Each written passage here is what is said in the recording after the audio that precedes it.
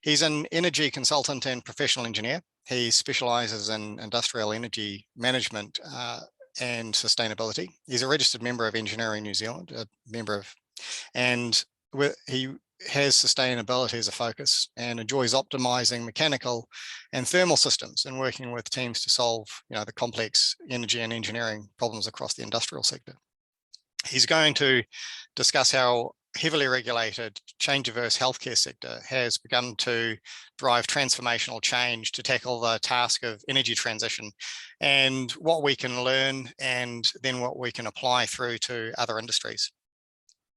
So I heard him at the Carbon and Energy Professionals Conference last week. It stimulated a lot of really good conversation, and he's going to, and appreciate him, sharing the work that he's got with the membership today. Be about a 20-minute conversation, and then we're going to have time for discussion and conversation after that. So please type your questions into the panel, and then I will relay those to Jack, and he'll be able to answer them. If there's any that we don't get time to answer in the webinar, then we'll forward them on to Jack, and he'll be able to fill them out and send out the Q&A to everybody afterwards. And on that, I will hand over to you, Jack. Thank you, and onward. Thank you. Appreciate the introduction. Kia ora, everybody. Welcome. As Martin said, I'm Jack, and I've got the first of the engineering climate action case studies. So there's going to be some really good stories coming from the Engineering NZ members on all different aspects of climate action.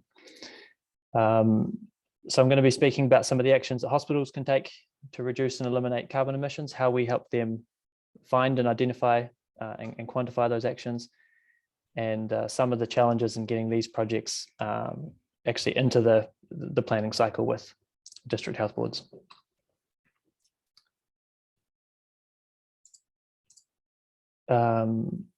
Right, quick introduction for myself. Martin has already given a brief one. So I'm a senior energy engineer at Energy NZ, registered member of Engineering NZ, mechanical engineering degree, studied at Canterbury, and Energy NZ works with large energy users, that's industry, businesses, institutions all over the country, and we help them to understand, measure and reduce their energy use and emissions.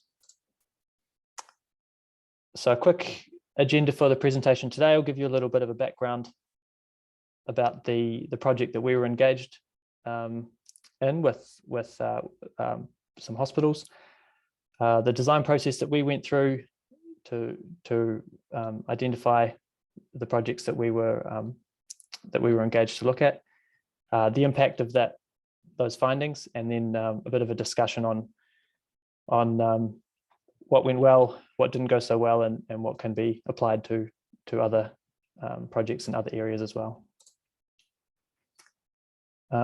So a quick bit of context on the company and kind of why this work ended up coming to us. So we are Energy NZ. We are experts in industrial energy efficiency. We've got the company's been around for more than 15 years providing these services, and we also wanted this work. So this was another good opportunity to work on some really big picture problems, and what is often perceived as quite a difficult sector to work in. But the solutions here are really high impact. They can be replicated across industry and across different institutions, and have a significant impact on emissions. So we also really wanted to do this work. So a quick background on hospitals. They use a large amount of energy. They use lots of energy, and one of the main reasons is they've got really high ventilation requirements. So they are large buildings for hygiene and for comfort reasons. They have high ventilation requirements, which means lots of HVAC heating and cooling. They also use a lot of hot water, a lot of potable hot water, so showers, hand basins. And so these systems to provide the heating are large, complex, and they're running 24/7. They also use steam for sterilization of surgical equipment and reusable materials. And then they also have commercial kitchens on site, so they're making a lot of food. I don't think I need to necessarily introduce why we need to reduce fossil fuel use, but there's a whole lot of context here. And the DHBs themselves have a mandate, an external and an internal mandate to reduce their emissions. So our goal with this piece of work that we were looking at was to find projects and quantify them that can transition an existing hospital to a low carbon operation. The hospitals we worked with were in the North Island, and that means that they were using natural gas, so they were using fossil gas as their main heating energy source. And there's a number of reasons. It's not just their kind of mandate to reduce emissions there. So the pricing and availability of natural gas is a major factor. That's been changing quite rapidly in the last couple of years. So gas used to be cheap, but it's no longer cheap. The price is climbing, and there are some concerns about future availability, which plays into the risk and the resilience aspects that the DHBs are interested in. So there's also a strong mandate from the public and the government as well around reducing emissions. And one potential solution is to build a new hospital, but that's incredibly expensive in money and time. And so there's a really important piece of work here to look at what's involved in transitioning an existing hospital. And a real quick note on when I'm talking about emissions here, our kind of specific focus for this work was energy emissions. So that's emissions associated with fossil gas and with electricity. In different engineering projects, you might have a need to include embodied emissions, especially with engineering projects involving construction. So you might want to consider where your construction materials come from and how much energy and emissions is associated with those materials. So that's not what we were looking at here, because we weren't looking, we had a strong focus here on the kind of ongoing energy emissions. So we'd identified a range of key stakeholders, and I'll talk about that a little bit later on, but they ranged from hospital technical staff, engineers, technicians, facilities managers, and also the clinical side of the hospital operations. So staff concerned with the medical side of operations, especially around the sterilizing areas, project managers, and all the way up to the board. So these were all key stakeholders that needed to be involved at certain points. And what we needed to approach, the information that we needed to approach this started all the way at the top from revenue data. So this is available for most industrial sites and large commercial sites. You can get the data for how much electricity, gas and water your site is consuming. So that'll be talking to your power company and your gas retailer and the water care in Auckland, or your water supplier. So that's the kind of top level, and then there's a whole lot of levels of information that you can get down to around specific systems.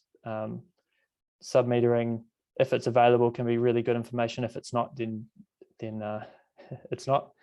And another key thing I just wanted to mention here is that we didn't use any kind of high-tech software for the modeling we were doing here. All of the information that we could process was, as unsexy as it is, can be processed in Microsoft Excel. It's powerful enough to get some really good insight into exactly the sort of stuff that we needed to.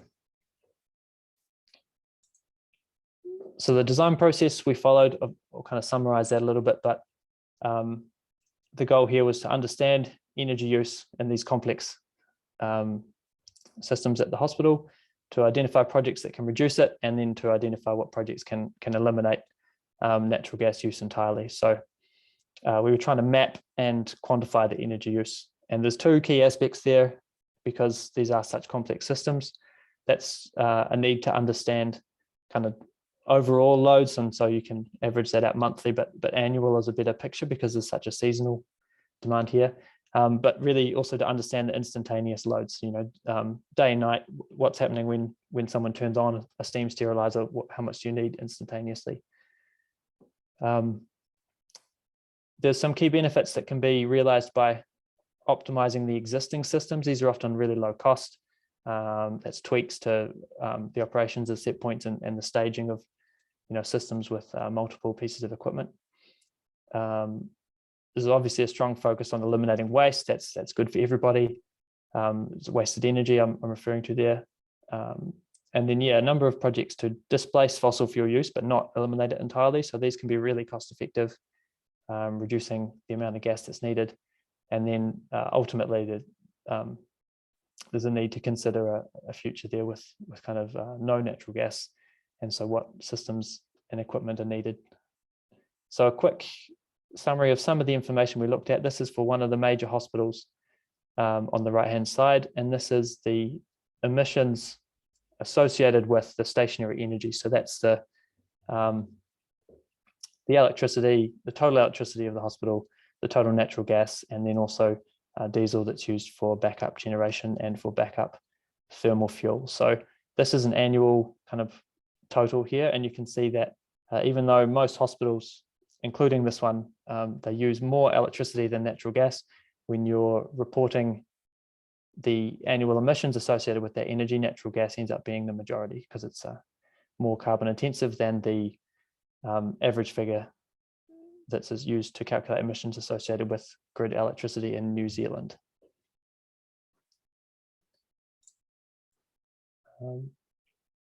So the modeling, another key tip that's really useful to understand, even engineers get confused a lot of the time, is to make sure we understand the difference between energy, which is in kilowatt hours or often in gigajoules or liters of diesel or meters cubed of natural gas. So that's energy, which is the quantity of energy needed, and that's very different to the rate of energy consumption. So kilowatts is, effectively the rate of energy consumption. So it's the power. It's not very different to energy. Not only those, but the temperature of different energy sources. What temperature hot water are certain systems requiring? What temperature is heat being rejected? The timing over a day and over a season, over a year, and the efficiency. How efficient is that specific piece of equipment? We needed to model to both check our numbers and for kind of our due diligence. We needed to model from the top down, so that's using the revenue data, as well as from the bottom up. So that's using observations, measurements, sub-meter information, and calculations for specific pieces of equipment. So that's a really good way to match things. And we came up with a few key insights, which I'll go into on the next slide here. So there's a lot of different data streams, but we're trying to summarize it in a, for these key stakeholders and for the ability to communicate it with non-technical staff as well. We're trying to summarize it in a simple way, and we found these Sankey diagrams as a useful way to do that. So this is a scale diagram of the energy flows and transformations through the hospital. So this diagram is just showing us natural gas. And it's a diagram that shows kind of annual energy. So this is basically the output of our initial investigations, or one of the outputs. Again, annual energy, you could do a similar diagram showing you the instantaneous power in kilowatts at any point in time, but this is kind of total annual energy. So it doesn't show the timing of these different loads, but this is a really good communication tool. It's showing a lot of really technical information to a non-technical audience. So some key findings here. Steam energy, if you look at that green bar, so natural gas is used by the main steam boilers. And there's a couple of key end users there. So primary CSSD, that is referring to the Central Sterile Services Department. So I'm going to use the word sterilization for that future. So they have a number of big dishwashers effectively. You can think of it as a dishwasher that is a steam sterilizer. So they sterilize surgical equipment. So that uses a certain amount of steam. When we looked at that from the bottom-up approach to calculate how much steam it's using per cycle, it's actually a tiny fraction of the total steam energy. The kitchen as well, we had some more specific data on the end use there, and that's also just a tiny fraction of the steam energy. So from this method and from another investigation, we found that the majority of energy used by the steam boilers is actually waste. Another key finding that's really useful there is that the HVAC system, so that yellow bar on the bottom right, is at this hospital and especially since COVID, this has changed at other hospitals, but it's basically a once-through system. So it's almost 100% fresh air to every area all the time, and that's a 24/7 requirement for fresh air ventilation. And with COVID respiratory illness, they're not considering recycling of air within the hospital, even in kind of public areas. So there's a really large amount of energy that's in that HVAC exhaust air, which is just exhausted effectively. And so when you're tracking and mapping the energy use through the hospital, that's obviously one key aspect, is their high ventilation requirements mean they're blowing a lot of energy out the exhaust.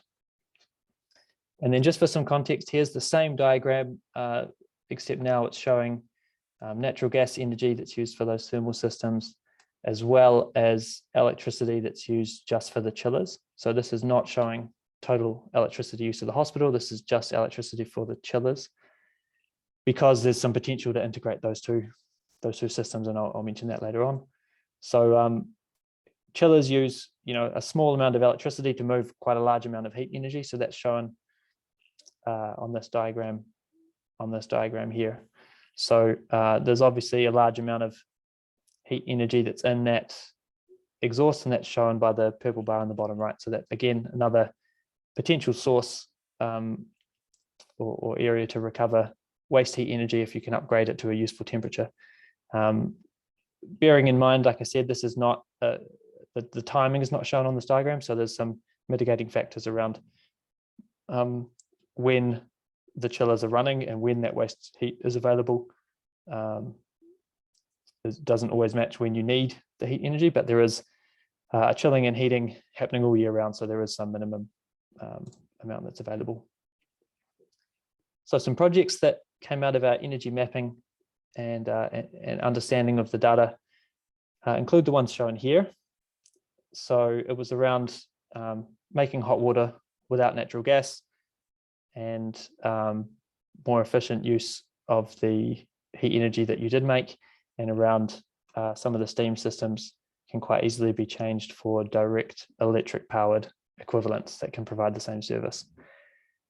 So some of the key considerations we looked at for identifying and quantifying these projects involved the emissions associated with their ongoing operation. That's the energy that's used by these projects and how much natural gas energy they save. The project cost, the ongoing fuel costs and maintenance costs. And then a key factor, obviously, for hospitals is resilience and reliability. So there are some statutory requirements around the resilience and reliability of these hospital systems. And so any equipment that we're putting on obviously needs to be able to function within that same environment. And then a key one, because a lot of these projects that we consider involve putting in new electric equipment, involve one key consideration is the electric capacity on site. So that's the capacity of the existing transformers, switchboards, essential and non-essential supplies, and the distribution on site. So that's another key consideration.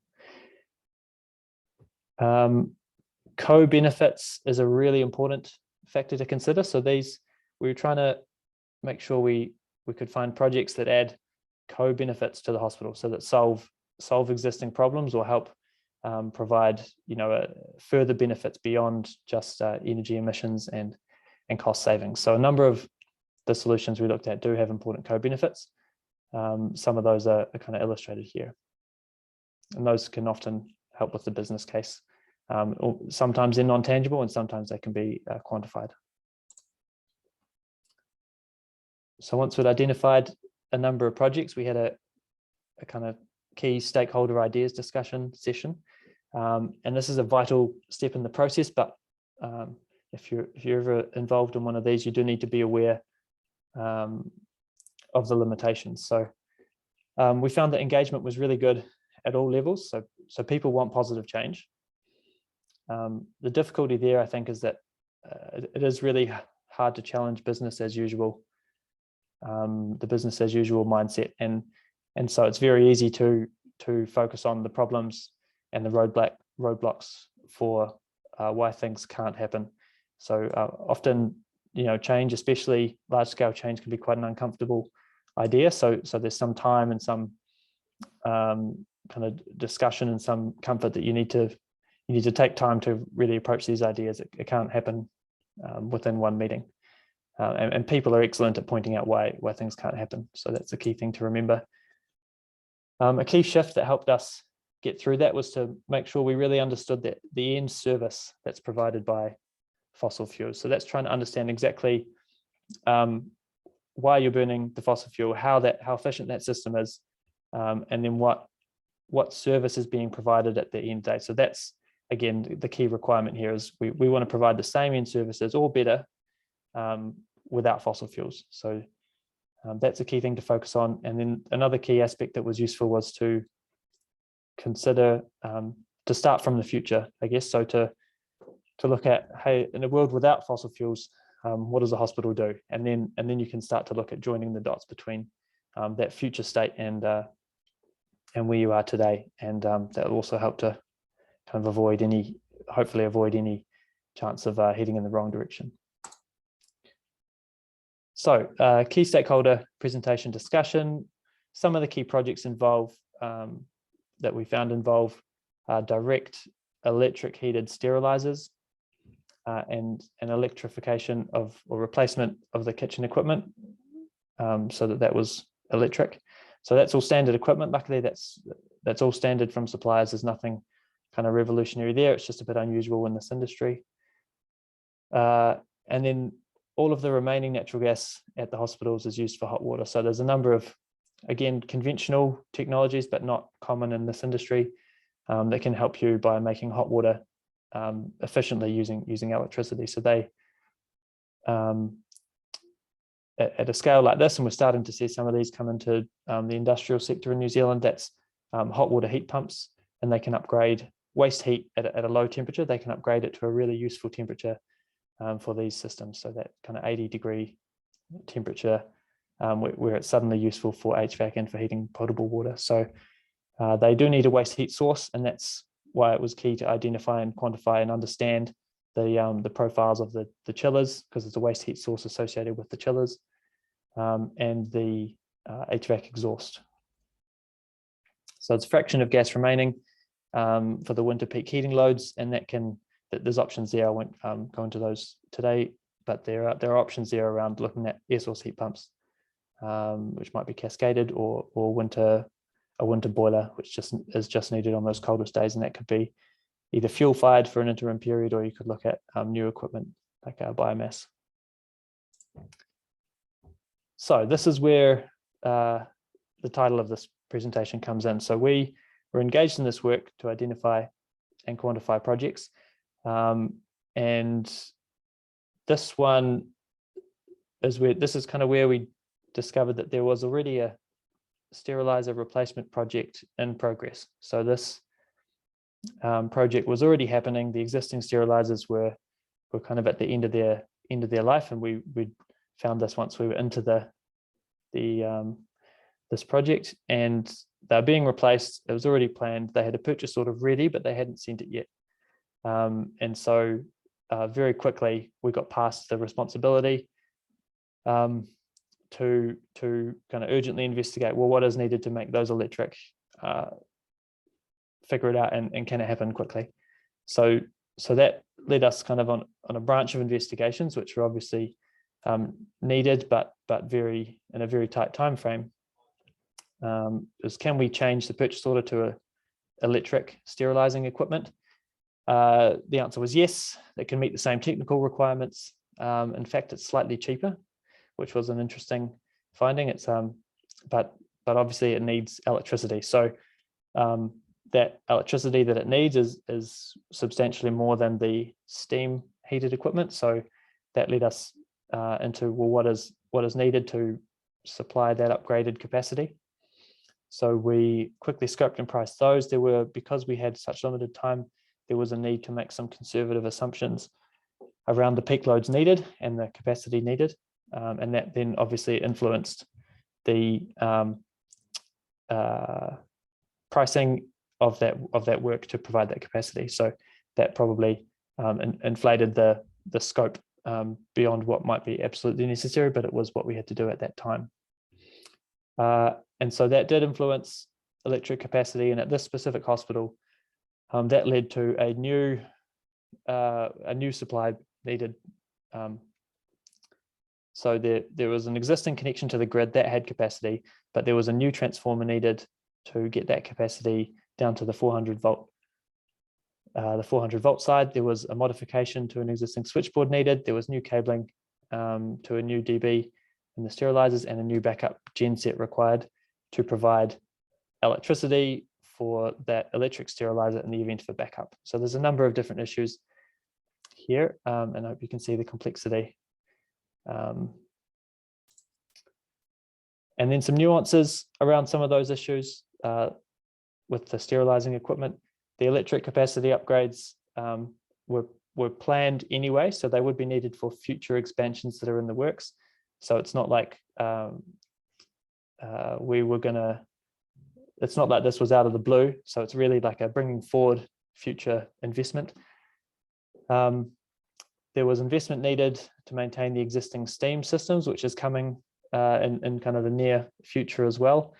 With these projects that we're looking at, you can avoid those costs. So by carrying out these projects, you can effectively decommission the existing steam system and avoid the need to replace and upgrade components in that system. There was a new kitchen upgrade happening anyway, so the ability was there to replace that equipment, install new electric kitchen equipment within the scope of that upgrade at what was effectively a negligible incremental cost. However, the timing became an issue on this project. So we were doing this really quick, and the new equipment had to be ordered because it needed to be in service by a certain date, and that was critical path. And there was no way to get the electric capacity upgrades completed within that critical path timeframe. So we were too late. So that is why this particular project felt like a hospital pass. So they ordered the steam heated sterilizing equipment, not the electric equipment. So that locked in the need for steam boilers. And obviously the current boilers are in there and they're running and they burn natural gas. And the electric capacity upgrades were identified, but no closer to happening than they were previously. So I think this would probably be a common feeling with a lot of people that work in this field. It felt like failure. But looking at this retrospectively, the work that we did and the range of projects that we came up with and the kind of roadmap of these projects and the engagement with the stakeholders really opened the eyes of senior decision makers to the range of options available to them and to the trajectory that would be required to meet government requirements and climate goals. A key outcome is highlighting that central steam system, which is running very inefficiently as optional. So you can choose a path away from that, and that's a substantial cost benefit, reduced maintenance burden for hospital staff, and kind of a less complex overall system. So that's a number of co-benefits there. And then one interesting factor which we'd realized after we decided that we'd failed in discussions with the equipment supplier, the new sterilizing equipment can be retrofitted at a later date to be electric. So there's obviously a cost to that, but it's a fraction of the total investment cost. So you would not need to replace that equipment with an electric sterilizer. You could retrofit a steam heated sterilizer to be an electric sterilizer. So that was then scoped and priced. And a current outlook for the updates, obviously things can move very slowly or feel like they're moving very slowly in a lot of large organizations like DHBs. But the DHB is advancing these projects over the next few years. So they're all now at a more advanced stage of investigation. They're being incorporated into planning cycles as well. So that's a really promising thing. And so a couple of key points that we want to discuss that are really applicable to kind of all different areas and all different levels of involvement is the system level understanding. So we find this in a lot of what we look at. If we had just looked at the steam boilers at the hospital, we would have completely missed the opportunity to directly electrify the sterilizing equipment and the kitchen equipment on its own, and we probably would have looked at alternatives for providing steam into that system without reducing the waste that's inherent in that central steam system. So that system level understanding is really key to see the big picture. And that feeds into that second one, the second point there. So just looking at the supply side is only part of the picture. You need to understand the demand side, and that can be a little bit complex. It's often hard to measure things on the demand side, but it's one area that can be, you can get most of the way there with some very limited information and with some appropriate modeling and assumptions. So that's where you can use some really good engineering judgment and looking at things from the information that you can gather on that demand side. So that might be looking at a specific piece of equipment like a steam sterilizer, and looking at the data sheet, you can work out exactly how many kgs of steam it uses per cycle, and then you look at the number of cycles, you can work out how much steam it's using, and then you can compare that to the total amount of steam that's being produced. Timing is kind of the obvious one here. So there's not a lot of chance of success if you kind of rush in and offer projects up, even if they're good projects. And again, it's partly due to engineering due diligence and the time it takes to do things properly. So key decisions do need to be identified well in advance. So that is where we as engineers need to get busy right now. So things can happen slowly. So we need to get busy right now so that they can happen as soon as they can. Otherwise, we risk delaying things a lot longer. Co-benefits are really important, especially looking at solving problems around required maintenance. So the simpler the system, the better. That comes down to some basic engineering principles about the simplest solution being the most elegant. Maintenance is a huge headache for these types of organizations, and also anyone publicly funded is looking at having reducing maintenance costs is reducing a really large burden on them. And that included things like the steam system. Most hospitals have aging infrastructure that requires constant and costly maintenance. And leverage helps. So to make sure you're getting a really fair comparison, you do really want to compare options on the fairest basis. So that will often be, well, what is the cost of business as usual? Because there is a cost to business as usual. So for the work that we were doing here, that was looking at, well, what's the cost to do nothing and just let that existing steam system keep running? There's obviously the natural gas cost, but there's also the required maintenance costs that are coming up with that. So that's a really important factor in evaluating the cost of business as usual to compare to change. Thanks very much for your time. I really appreciate that. I'm happy to answer any questions now, and if there's any further questions that we don't have time for, I'm happy to provide an answer later on. Thanks, Jack. Actually, I've got a few questions to kickstart, if that's okay. And a few of them, and I was thinking, some of the things that we have as engineers are, and some of the problems that we've identified through Engineering New Zealand, the work that I do, is, the system-led thinking, right? So how do you initiate that discussion with a client? And so when you're dealing with the DHB, for example, it can be very obvious to an engineer when you're discussing things with another engineer that these things are a good idea and they need to happen.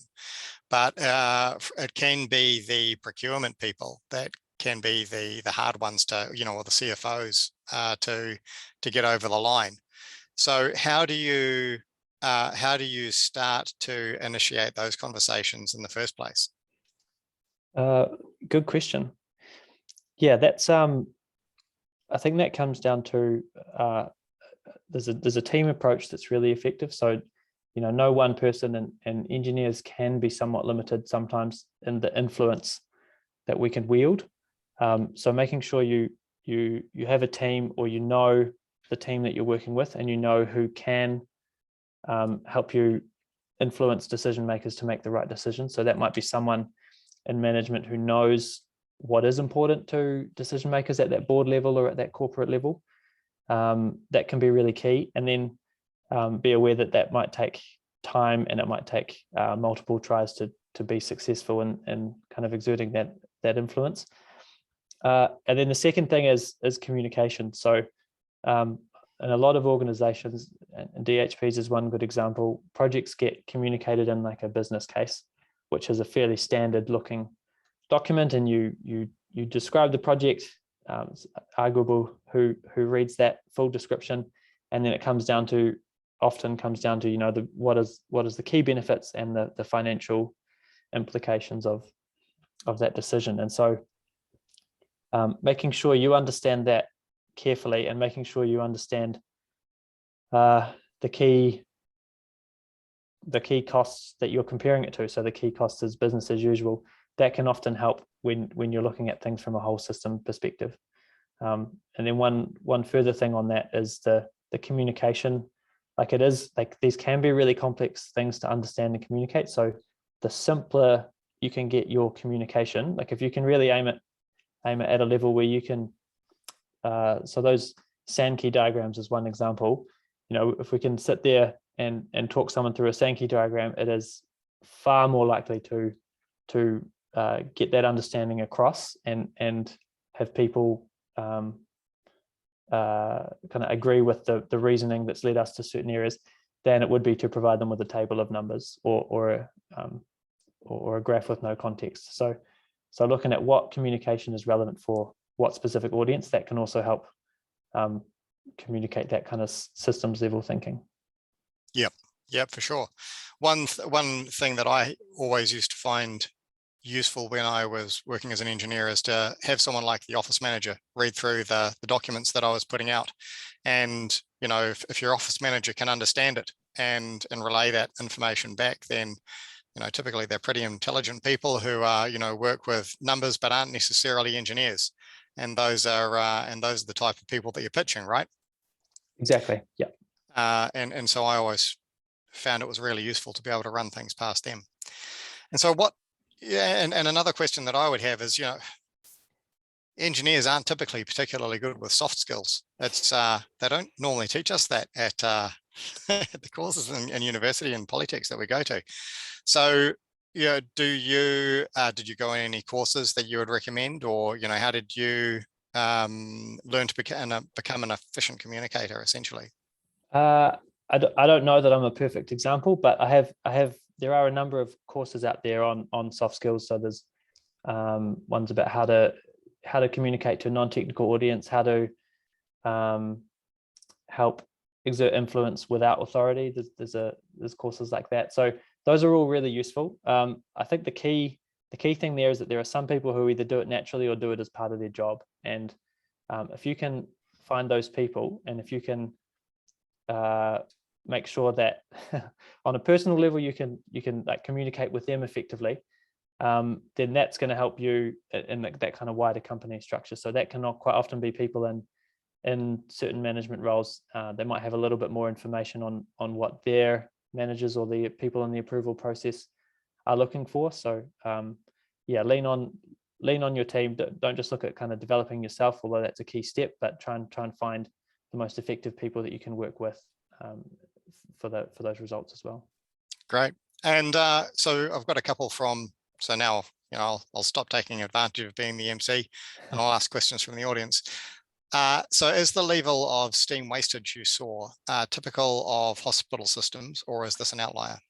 Yeah, great question. So we'll zoom in. So that should be the slide there.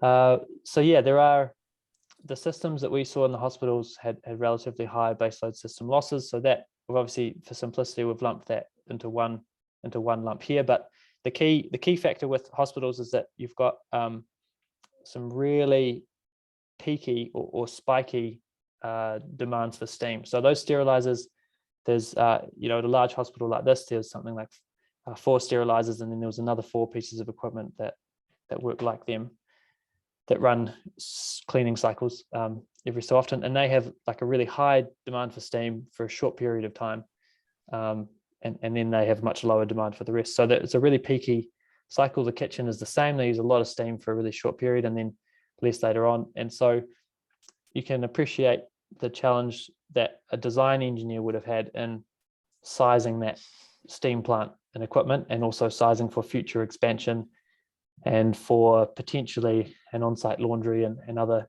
key changes that have a large difference on the size of steam, on the size of the steam system. So so it's really hard to size. So often the steam boilers are oversized for the kind of average loads. Everything tends to average out more in reality than it does on the design table. And so there's a number of key losses there that are compounded by the fact that you've got larger boilers than necessary. So the stuff we've found is typical for a hospital, but it's not typical of industrial systems that have a much higher base load and consistent loads. Those will have, the losses will be a much smaller proportion of the input energy than what we've seen at hospitals. And this question just popped up that that sort of follows on from that one. So how much of the baseload system losses were as a result of heat loss and the steam loss and condensate recovery, and how much was the design load averaging process? This is probably a slightly more detailed discussion, but there was a steam baseload loss, so that's heat loss in the steam and condensate piping. So there was like that fixed kind of loss, and there's steam traps and improved insulation, other things you can do about that. And then there was the efficiency of the boilers in meeting that average load, and because they're large boilers, you've got 2 of them for redundancy purposes. So you've got a hot duty boiler and a hot standby, and they're meeting a very low average load. They're both cycling on and off and purging, and so you don't get ideal combustion efficiency, and you get all of those purge losses. And then there's fixed losses with the steam boiler system, obviously combustion loss and blowdown, and the energy required to heat up new feed water and stuff. So yeah, that's probably a more in-depth discussion. But sure, there is a small amount of steam baseload losses, but they were not the majority. They were substantial, but not the majority at these hospital systems. And so in most cases, the waste heat recovery systems do not last due to various reasons. One main reason would be when the source is not available, X boiler, there has to be an alternative method to get the same heat recovery, etc. How do you mitigate this challenge? I don't know which waste heat recovery systems you're specifically referring to. So the ones we're looking at here are chiller heat recovery. So that's basically a heat pump, which is effectively a chiller. So you're putting a heat pump next to a chiller, and then you're recovering that heat. So the longevity of that system is it'll last as long as a chiller would last. So those are industrial grade systems. You'll probably get 20 or 30 years out of those. Other waste heat recovery systems, if you're talking about things like an economizer on a steam boiler, that's not what we're looking at here. And there's obviously substantial corrosion issues with that sort of thing. That's a really hard duty for a piece of equipment. So we're looking at heat pumps. There would be, exhaust air duty. You'd need to put a new coil into the exhaust air system, but that's the same technology that's used for air handling units for the heating and cooling coils that go into those. So again, that's there's no kind of serious issues with those recovering heat from exhaust air streams. We're not talking about recovering heat from combustion air streams. And the next one is, can you tell us a bit more about biomass boilers? And do you think that they're a good option for hospitals? Yeah, they can be a good option. It comes down to, there's a few key questions. So one is like fuel availability and the potential for on-site storage. So those are really key questions. I think if you were building a new hospital in certain areas of New Zealand that had good biomass availability, it would be the obvious choice. We were looking at hospitals in parts of the North Island that did not have really significant local supply of biomass, and so that would have to travel a long distance. And we were also looking at existing hospitals which had very limited space requirements on site for the fuel. Obviously, biomass, the fuel is a solid fuel, so it has to travel, and so what that means in practical terms is it's coming on a truck, and you need a bunker and a fuel handling system to do that. So on an existing hospital with a limited footprint, that in an area that doesn't have excellent biomass availability, it might be possible, but it's probably not the best solution. So that's why we kind of steered away from that. One other key factor on that option is that, at this hospital, the boilers, this hospital we're looking at here, the boilers are on the roof, so they're 12 stories up, and there's no good access to replace those with biomass boilers and get the fuel up onto the roof. So you would have to look at something at ground level, and there's very, real estate is at a premium on existing hospital facilities. And so another question along a similar vein really is why did you not consider solar power? That's a really good question. There's two graphs that'll be useful for that one. One is this one here. So we were looking at stationary energy emissions. And if you're talking, so solar power, there's obviously two key technologies there. One is solar PV. Those are the panels that generate electricity. So that would act to reduce this blue portion. And that can be done. There's lots of businesses doing that. It offsets your energy costs as well as your reported emissions from using grid electricity. But at hospitals, the majority of the emissions are natural gas. And so solar PV does nothing to help you with natural gas. What you can look at, because a large portion of this natural gas is used for heating hot water, you can look at solar hot water systems, which again can work. It's just a case of are they the best use of funds versus these other solutions. So it comes down to an economic consideration. There's one other kind of mitigating factor where hospitals might be quite different to like a residential house, and that is they use most of their hot water for heating over winter, when the availability of heat from a solar hot water system is at its lowest. So there's not a great match between the availability of heat from the system and the utilization of that heat. So the projects that can recover heat 100% all year round, those ones will have a much better return on investment, and that's kind of what steered us towards those heat recovery heat pumps. Even though they use electricity to power those systems, they can recover so much more heat that it makes it a more viable project.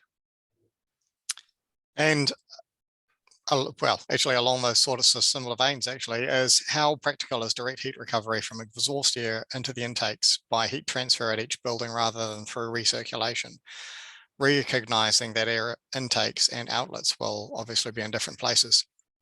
There are systems available to recover heat from extracted air in residences, and how scalable is that in a hospital setting?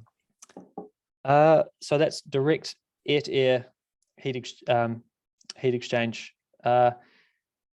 Yep, I'm very familiar with the options that are available for residential systems. Those can be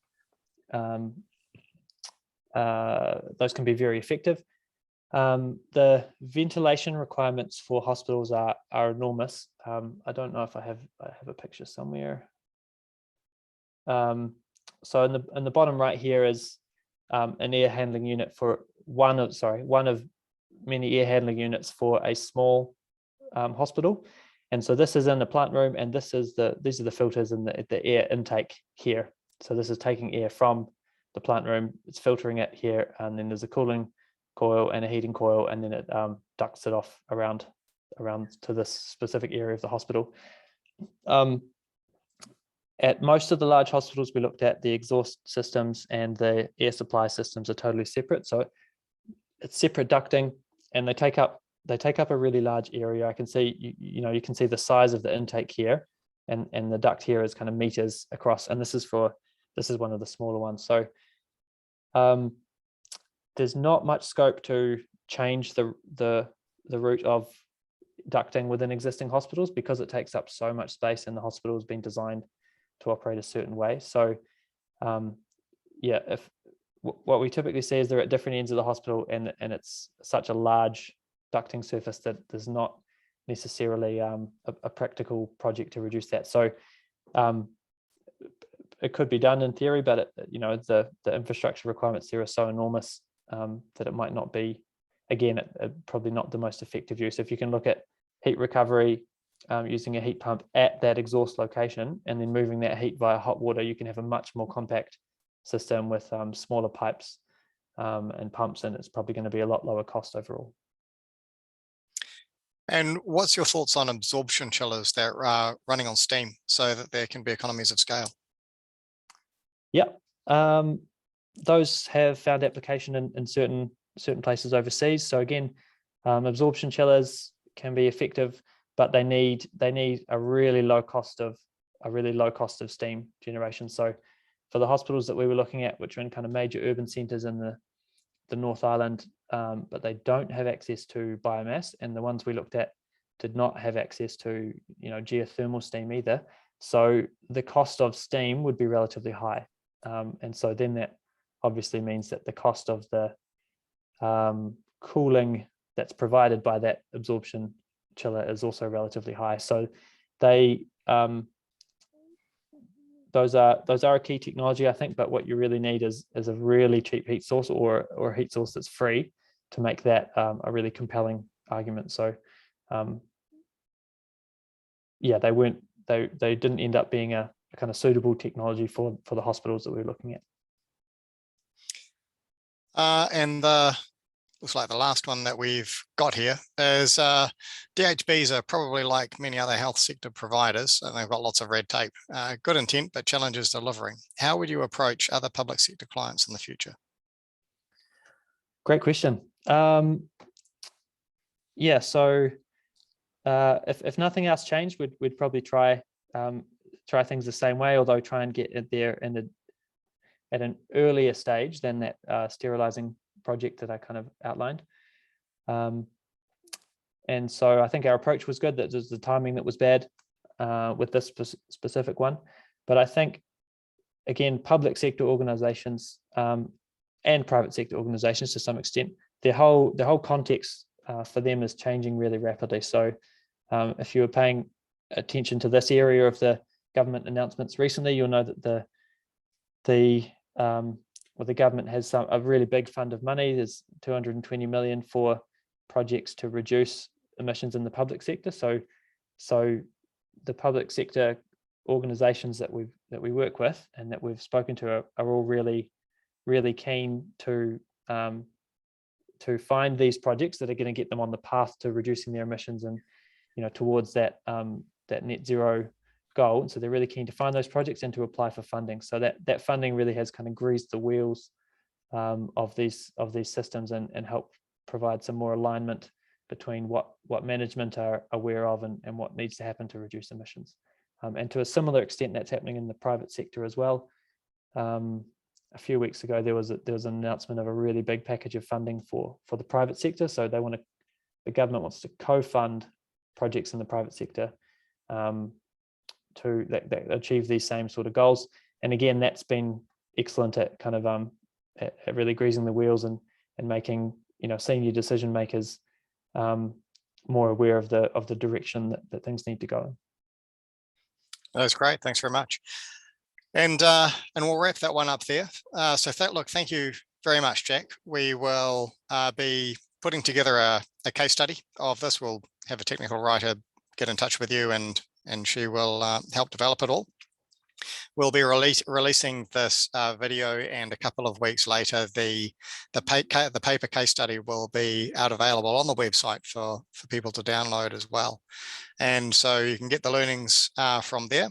And if you've got any extra questions that go into the chat panel, then I'm sure that Jack would be happy to answer them in writing, and we can address those in the case study that comes out. But as I said, look, thank you very much. I appreciate your time, and thank you for getting in contact, that sort of 2.5 years ago.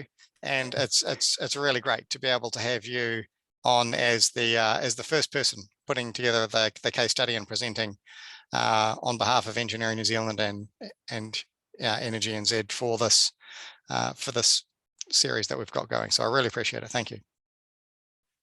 Thanks very much. Cheers, everyone.